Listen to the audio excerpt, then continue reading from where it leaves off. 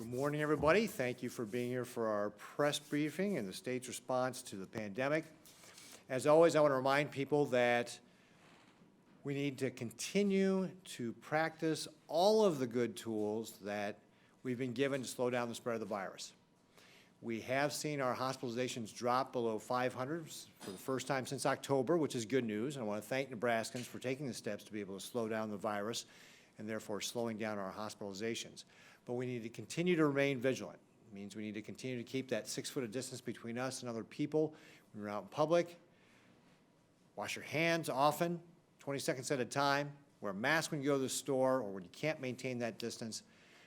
Please stay home when you're sick. That's going to be important to slowing down the spread of the virus. Work from home if you can.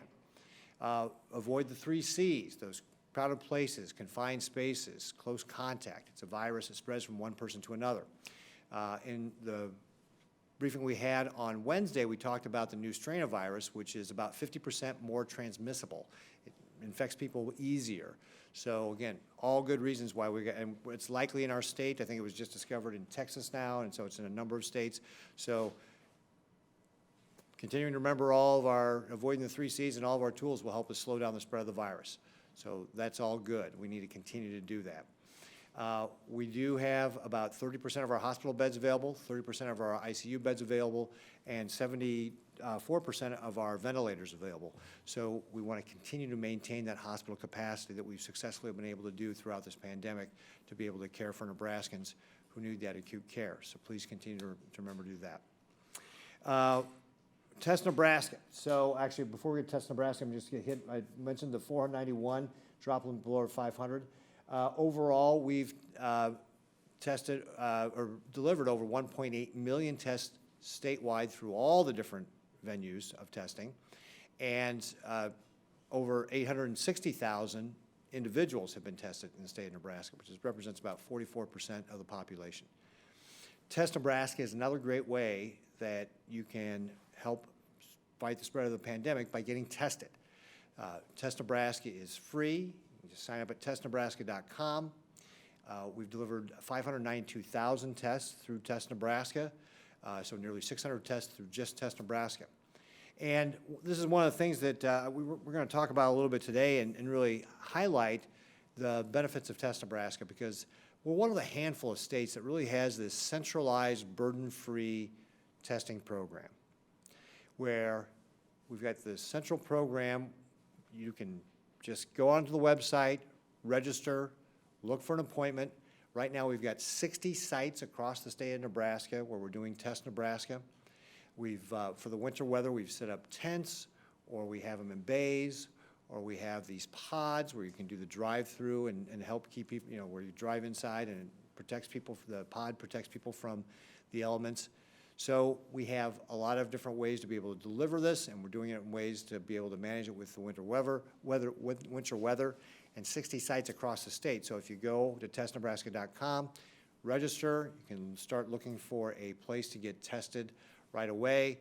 And we've been turning those test results around in the last few weeks in 24 hours or less. So great service coming back from Test Nebraska. So that, again, that's a partnership that we have with Nomi Health that is being able to help us deliver all that. And of course, CHI St. Elizabeth is our testing lab, and they're doing a great job of turning around those test results. So we really wanted to highlight that. You know, it's what happens in some other states where they do offer free testing in some other states, but oftentimes you have to have a doctor's note or show an insurance card. Test Nebraska, again, we're one of a handful of states that make this burden-free, where you can just sign up on a website, go get scheduled, and get tested. It really is that simple. And so Nebraska is lucky that we have some of that, or that resource available here in our state. So to be able to talk a little bit more about Test Nebraska and how it has benefited folks and just in general about managing this pandemic, we've got Mark McCurdy, who is with Mark's Pharmacy in Cambridge, as one of our guests, or as our guest today, to be able to talk a little bit more about that. So, Mark, I'm going to ask you to come up and just talk a little about, you know, Mark's Pharmacy and Test Nebraska and what's going on in Cambridge. Thank you, Governor. First of all, it's a privilege and an honor and a real pleasure to be here today. When we were first approached by the governor's office to come here and talk about what our effort is, our first gut impulse, my first gut impulse was to say, we're just doing what we've been asked to do. It's something we do every day at the pharmacy. We just take care of people, try and address their healthcare needs, and do whatever it needs to be done to help meet their healthcare needs. With Test Nebraska, and other testing partners will agree with this, we've been provided the necessary tools to test for COVID-19.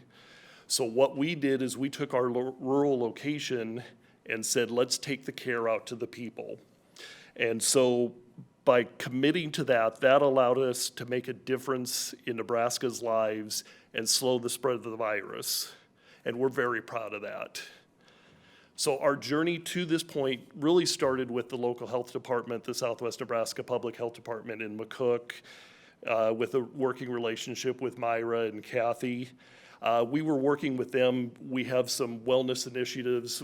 We do home blood pressure monitoring. We were trying to get more involved with diabetes education, diabetes prevention, smoking cessation, and wanted to make sure that what we were doing was aligning with their public health needs.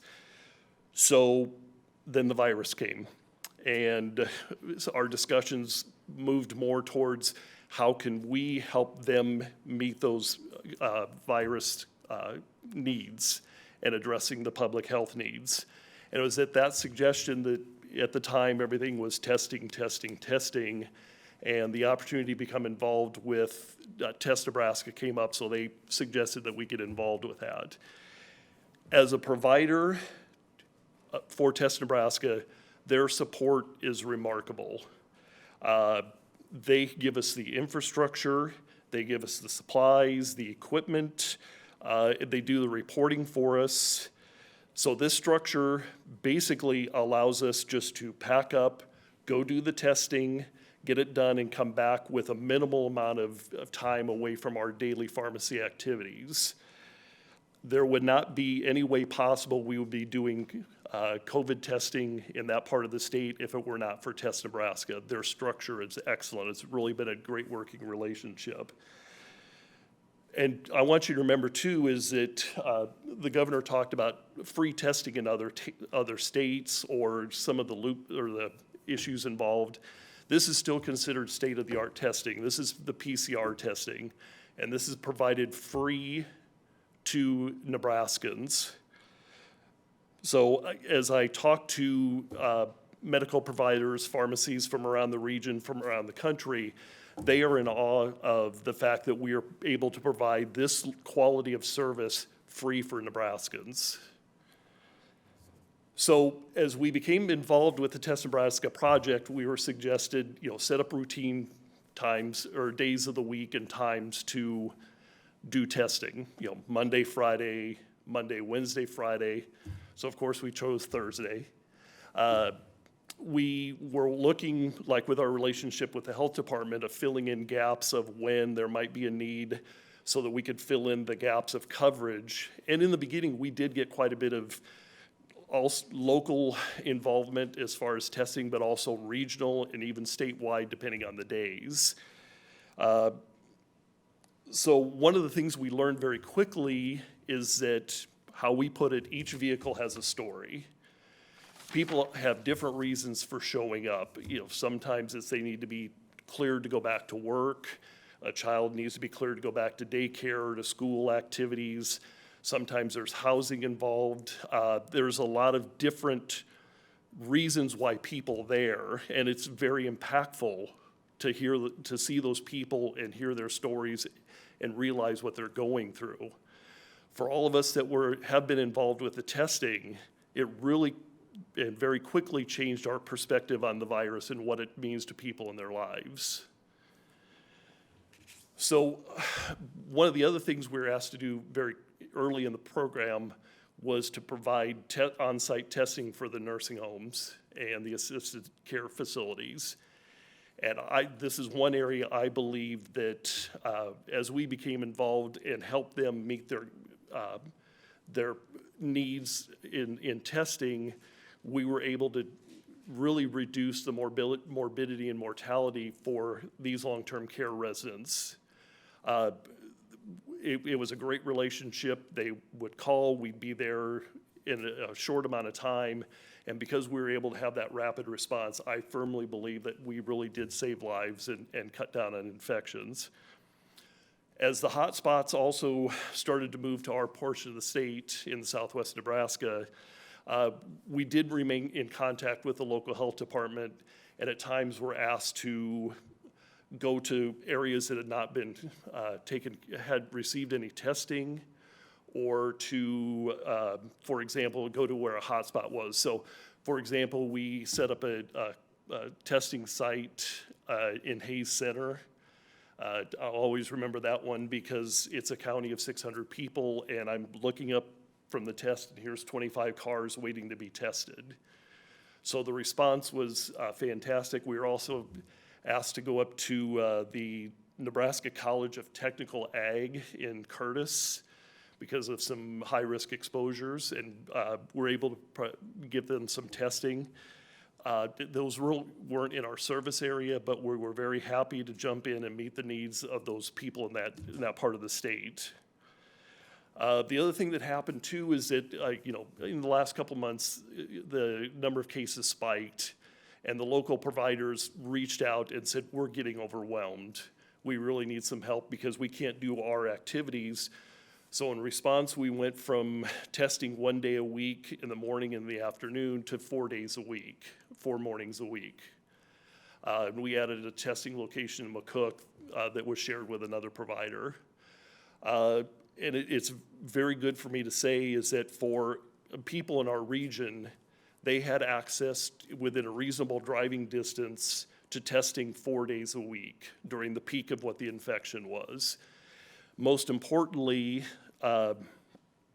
we did decrease the demands on the local health systems and allowed them to focus more on their patient care activities and deal less with the screening for corona. This has really been a team effort. We really need to thank the Test Nebraska team, and in particular, from my perspective, Captain Brecky. They've been a tremendous help in helping us get this accomplished. And then last, I would really like to point out the effort and dedication and support of my wife and the people at Mark's Pharmacy. If you look at the job descriptions when the infection started, I don't think nasopharyngeal testing was part of the job description. But at every turn, there's been support. Let's get this done. Really, they've stepped forward to help meet this patient need. I do want to thank the other community pharmacies in the state and around the region. There's some great care going on at these pharmacies. We were fortunate enough to be recognized for our work with Test Nebraska and bringing the care out to the other areas of our service area. But these other pharmacies are doing things to help take care of people, and it's really a challenge to us to learn from what they're doing, and it makes us better and makes us focus on what we can do to meet the needs going forward, especially given all that's happening with the pandemic. The infections are occurring in all areas of the state, urban, rural. Test Nebraska locations are available in all of those locations.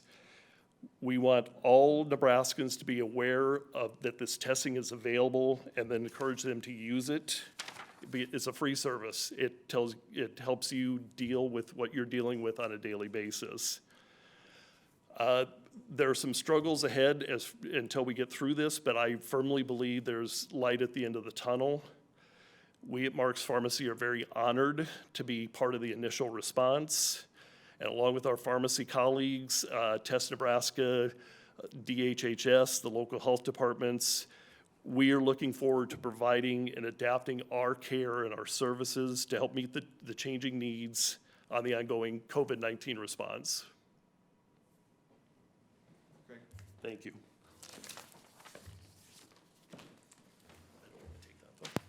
Thank you very much, Mark. Yeah, if you take my questions, I won't be able to answer them. So thank you very much, Mark. Especially appreciate making the drive from Cambridge to be here this morning and to share your story about what you've been doing to be able to help get people tested in Southwest Nebraska. So thanks very much. And in addition, Mark mentioned some of the things with regard to testing long-term care facilities. The state provides that free testing to about 500 of those facilities, in addition to the 60 test sites that Mark was, that we talked about. And then also 15 colleges and universities, 10 correctional facilities. So again, trying to get that testing out all across the state and support these different organizations. So thank you very much, Mark, for being here. Earlier in the week, we were also talking about vaccines. Can you flip to the, Ryan, can you flip to the, click on the, yeah, there we go, you got it. Vaccine tabs. I just want to point out, we just said, hey, after we get past the kind of the holiday lull here and get vaccinators and healthcare staff and so forth back in, we'll see an increase in the testing. You can see over here from these bars, we generally, again, report a couple days in arrears, but you can see the amount of testing has increased. So with the last 2 days of reporting, that's about 20,000 vaccines that have been delivered there. And you can see, let's see, about 133,000 now have been delivered to the state, with about 60,000 having been delivered. The community pharmacy program, as I mentioned, we've got 3 different providers there, or the federal pharmacy program. We've got community pharmacy, which is taking care of about 97 of our long-term care facilities. I believe they've made the first run through almost all of those. I think they've done 94 of the 97. We've got Walgreens, and Walgreens expects to make their first run through of all of our long-term care facilities by January 25th or 28th. And then CVS, and Walgreens is responsible for 217 facilities, and then CVS, which is responsible for 64 facilities, expects to make the first run through by January 18th. So we will also see, again, the first run through of those long-term care facilities really happening over the next couple of weeks or so, next 2 or 3 weeks. So progress being made there. I expect that we'll continue to see this, vaccinations coming out, and that hospital facilities and long-term care facilities are getting those vaccines in. We do have some public health districts. I believe actually Southwest is in this category, Mark, with Myra is either getting ready to start the 75-year-old plus category. So yeah, so Southwest is one of those categories. Panhandle is one of those public health directors or public health districts. I believe West Central is also one where they're starting on folks who are 75-year-old or plus. So that would be our first tier of phase 1B. So continue to work on getting these vaccines into people's arms as quickly as possible, and working with our federal partners as well as the local partners to be able to get that out. Upcoming schedule. Next week is going to look a little different. We will have a press briefing at 10 a.m. on Monday. Then we'll have one at 10 a.m. on Tuesday. And then Thursday will be the State of the State address at 10 a.m. as well. So we'll have Monday, Tuesday, Thursday, really with press opportunities or press events or so forth. So Thursday, January 14th, 10 a.m. is when the State of the State address will be. And now we'll go ahead and moving into questions and answers. So from Michael Lauber, KOLN, I'm wondering if the governor has received a letter from the Mexican Consul General referenced in a tweet that he sent, and if there's any response. With regard to that, yes, we did receive a letter, and again, we have our vaccine plan that is out there, and citizenship, like any vaccine plan, is not requested before you get the vaccine. Joe Dacre from the World Herald is asking, through the Educational Stabilization Fund and Congress COVID-19 Relief Act, CARES Act 2, governors get money from the feds to use for education. Nationally, there's about $4 billion, with $2.75 billion for non-public schools. Does Governor Ricketts yet know what the allotment will be or how he intends to allocate money to Nebraska schools? We will be opting in to get that money for the non-public schools and the home schools, but I don't know what that allocation will be from the feds at this point, and the plans with regard to how that will be distributed is still being analyzed. So yes, we're going to be a part of the program, but I don't have any further information than that at this time. Taylor, did you have? A couple of Questions? Don Walton says, what's your reaction to the assault on the U.S. Capitol and President Trump's role in urging his supporters to march to the Capitol to protest the results of the election? So Don Walton's asking, what's my reaction to the riots and the assault on the Capitol? And as I mentioned a couple days ago, that is completely unacceptable. Peaceful protest is the American way. That's part of who we are as Americans, to peacefully protest. Violent protests, such as we saw in the Capitol this week or last summer, that is not acceptable, and I condemn that in the strongest possible words. I can't tell you how much that just is a disgrace to our country, that we see violent protests, whether it was at the Capitol or what we saw this summer.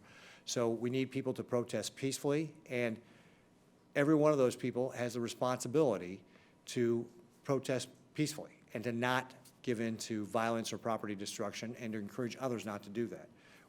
The protesters we had here in Lincoln, they all remain peaceful. That's the way it needs to be whenever we have protests.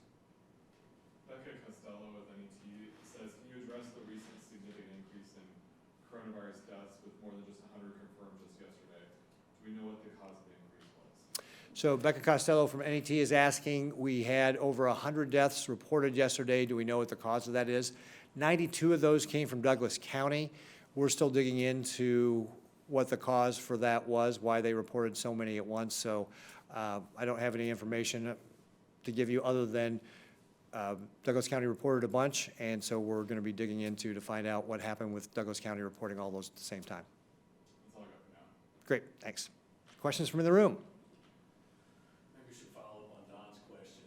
What do you think about the conversations now about invoking the 25th Amendment, removing the president, or maybe starting another round of impeachment? So the question was from Paul Hamill at the Omaha World Herald. What do I think about the conversations around invoking the 25th Amendment or an impeachment process? Yesterday, the president said he was committed to a transition. I think efforts to do an impeachment or something like that would just be a distraction. We need to focus on the transition of power from the Trump administration to the new Biden administration. Do you agree with President-elect Biden, who said it just divide us even more, I think is what generally he said. So President-elect Biden said it would just be more divisive to pursue that.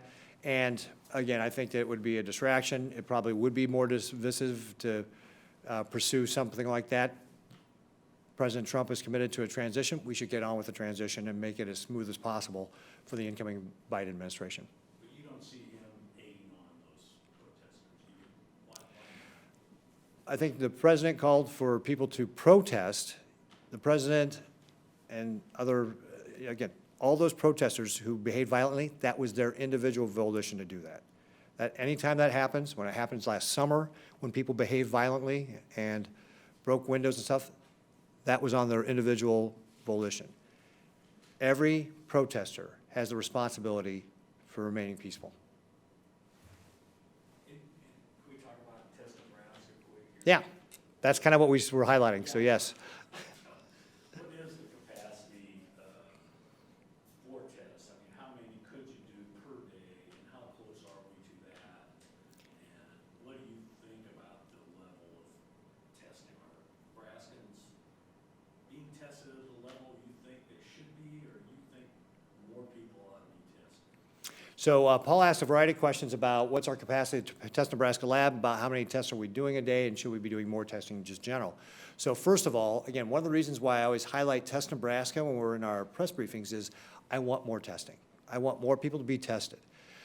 If you look at some of the studies out there, about half of the infections are from people who are either pre-symptomatic or asymptomatic, which means there's a lot of people who are walking around who may be able to spread the virus, but don't know they have it because they aren't showing any symptoms.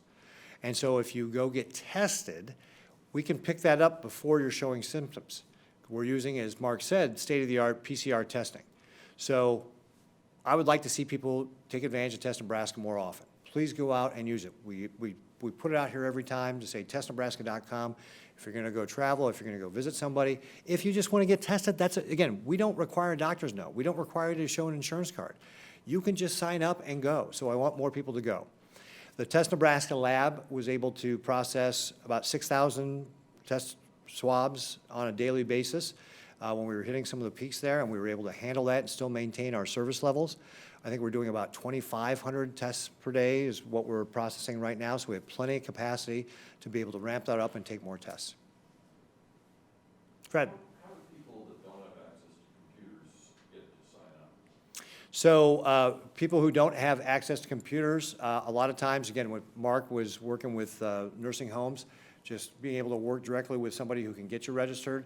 You know, if you've got a friend who can do it, obviously that can help too. And in some cases, some of the testing sites allow you just to walk up and be able to get tested. Test Nebraska sites do? Occasionally, so for example, like when we were doing Test Nebraska at some of the different facilities we did, we allowed people just to walk up, you know, some of the meat processing, for example, we allowed people just to walk up and be able to get registered right there on the spot. I think One World does the same thing. One World allows you just to walk up, get registered, and get tested. Mark's Pharmacy, do you allow people just to walk in and get registered? You want me to come up or? Yeah, please, come on. I would say that probably about 10% of the vehicles or people that show up, we register on site. We have the ability to do that. So if computers, technology are an issue, the sites will work with them to get that taken care of. There's a lot of creativity going on in the field to help people get their results. So just to clarify, Test Nebraska supplies you with the test materials, but your people are the ones that are doing the testing, is that right? Yeah, so the question was, is Test Nebraska provides the equipment and we do the testing? That's absolutely accurate. In fact, I'll even take it farther. They're doing the IT, they're doing the registration, they're doing the reporting. Really, it's a fairly simple process for us. We load up the equipment, we go out to the site that we're going to, do the test, send them in, go back to our daily lives. And I guess 44% of Nebraskans have been tested. I mean, is that what you're seeing in Cambridge, Nebraska? About less than half of people are getting tested? So the question, I guess, would be about what percentage of people are getting tested. I really don't have any of that kind of information. It's kind of a strange position to be in that in the pharmacy world, I'm asked to do this, but in the Test Nebraska world, I'm there to collect samples and send them off. Everything else is done outside of what our little world is. Maybe I should ask, why do you think, why are people telling you about when they're getting their test?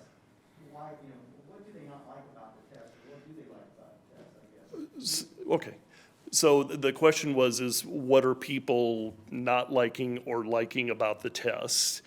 I will say what they're not liking is a nasopharyngeal swab being placed up in their cavity. That's usually what people dread the most, and there's a lot of anxiety with that. I think the feedback that we get is very positive. The fact that it's readily available, it's free, it's accurate, and we've come to the point where we've taken the testing to them so it's convenient. So we don't really get a lot of negative feedback, but what we see, at least in our area of the state, is a lot of, I don't want to say happiness, but satisfaction that the service is available for free at a convenient location. And Governor, I guess you can anticipate what question I'm going to ask you. I mean, with this nasal swab, why don't we go to a saliva-based test that would be a lot easier for people to do, and universities doing it? So the question is, why do we continue to use the nasopharyngeal swab versus something like a saliva test, which would be easier? And as we were talking, really the PCR test is the gold standard with regard to accuracy. And that's the most accurate test that we have available, and so that's why we're using it at Test Nebraska. There are other tests out there. For example, the federal government is providing us Abbott Buy Next Now cards, and we provide those to our long-term care facilities to be able to do testing, and that is just a nasal swab. It's not a nasal pharyngeal. You mentioned the saliva testing the university's doing. There are others out there, but the PCR test is the most accurate, and that's, again, what we're doing at the state is really looking to be able to provide that as a free, accurate way to be able to do it. There's other testing out there, and certainly those are available for folks too. How do you balance accuracy and being more widespread? Because I've heard other people say, well, we need to be as widespread to catch a bigger part of the population. So the question was, well, what about being more widespread? First of all, I would say, with 60 test sites across the state, Test Nebraska is widespread, and there are other providers out there. So at one point, Test Nebraska was over half of all the tests that we were doing in the state on a daily basis. As other providers have stepped up, that's not the case anymore. We're still a significant portion of the number of tests, but there's lots of other people providing other alternatives, like the saliva testing or the nasal testing out there as well. So those are out there available to be able to do the more widespread testing. But again, Test Nebraska is the most accurate with the PCR testing, and we're getting it as convenient, as Mark was saying, and we're getting it turned around in about 24 hours. Brett? Didn't we contract with them for a certain number of tests, and what was that number, and how close are we to that? So Fred's asking, did we contract with Nomi Health for a certain number of tests, and what was that number, and how close are we to the number? Actually, I think we originally contracted for 529,000. Taylor, do you remember? Is that the number? That sounds accurate. Sounds pretty close. Okay, Taylor says that's accurate. And we've actually, since we've, as you know, we've delivered over 592,000 now. We've delivered more than that. So we have purchased additional testing, and we will continue to do that on a month-by-month basis as we, go through the pandemic here in the first half of the year.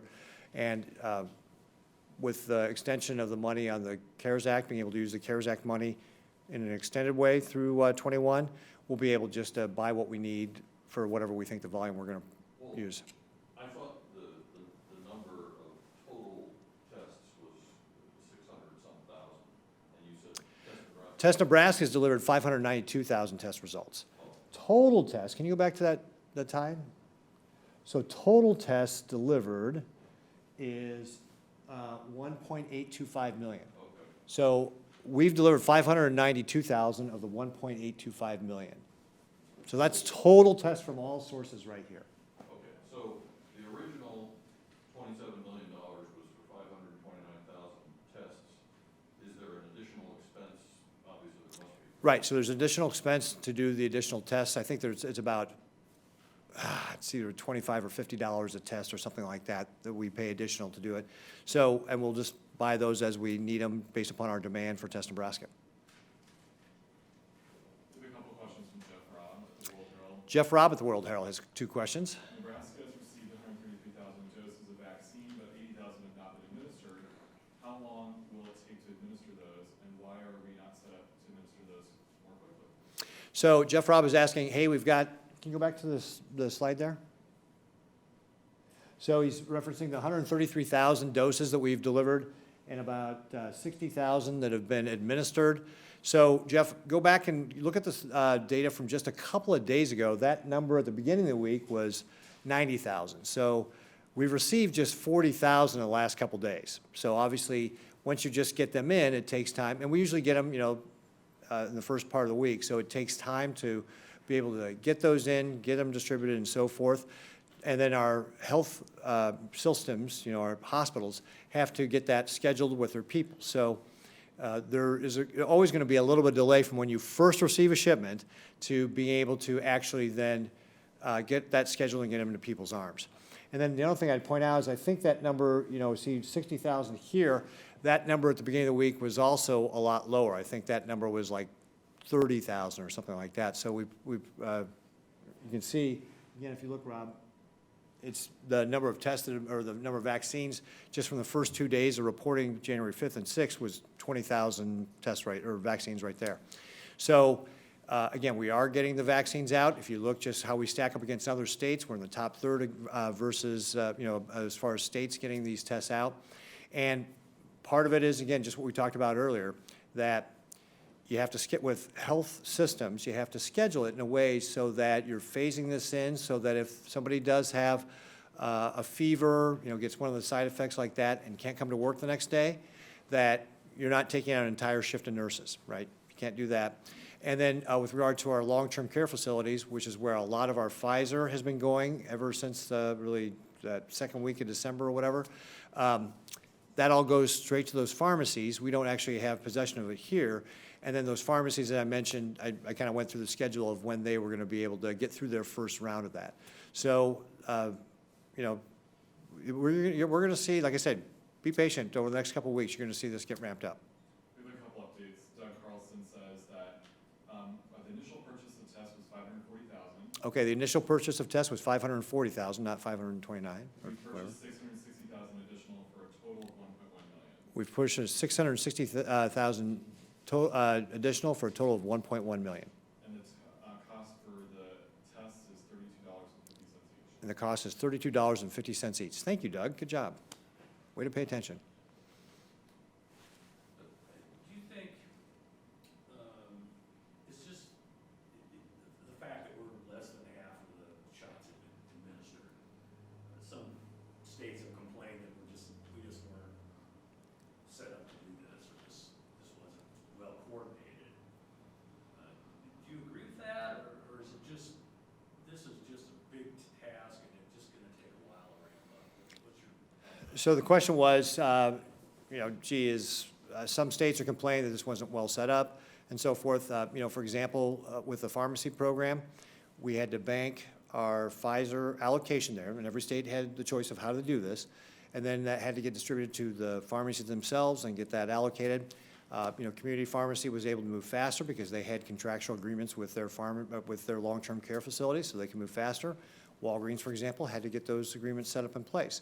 So there are certain logistics things that have to happen to be able to get those out. And that's why I was telling people, just be patient here. Over the next couple of weeks, we'll see a lot more of these vaccines be getting out as we get vaccinators back from the holidays, as healthcare workers come back from the holidays, and as the pharmacy program gets, kicked into gear here. And as I mentioned, I gave you kind of the schedule for when we'll get through the first round of those pharmacies.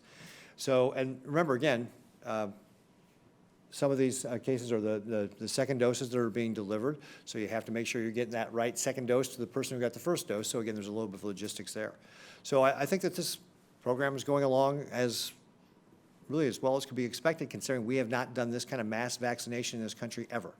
Like, think about how many vaccines we are going to deliver in a very short period of time in this country. We haven't ever done that. The flu vaccine, we give out a lot of vaccines every year, but it is done over a much bigger period of time, and not everybody gets them. This is something we want to make sure that we offer to every Nebraskan, every American. Fred. You always say, if you feel sick, stay home. But as you know, a lot of jobs don't provide paid medical leave, and there are always proposals in the legislature to mandate that for businesses of a certain size.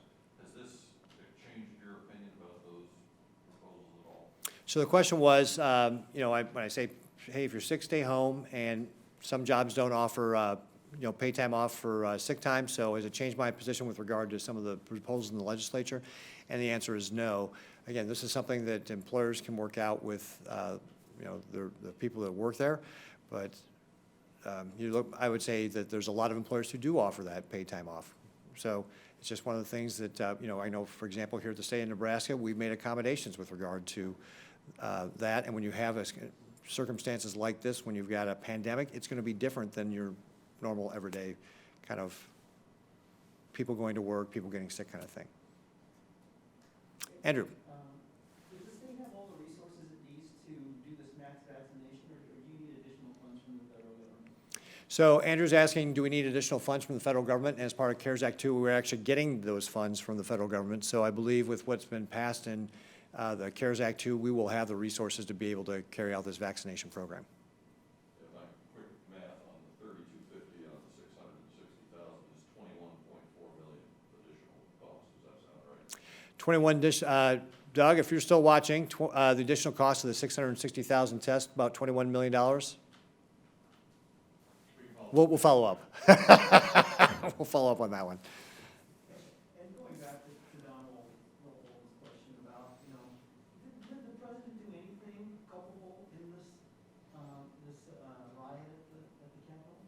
Well, everybody is responsible, right? I mean, everybody's responsible for their own actions. The people, the protesters who turned violent, they did that on their own, right?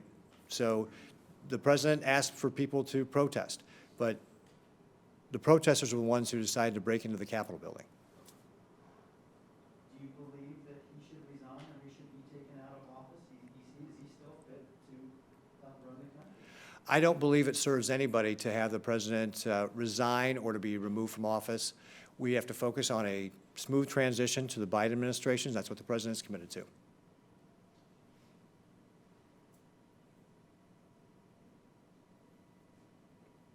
Any other questions?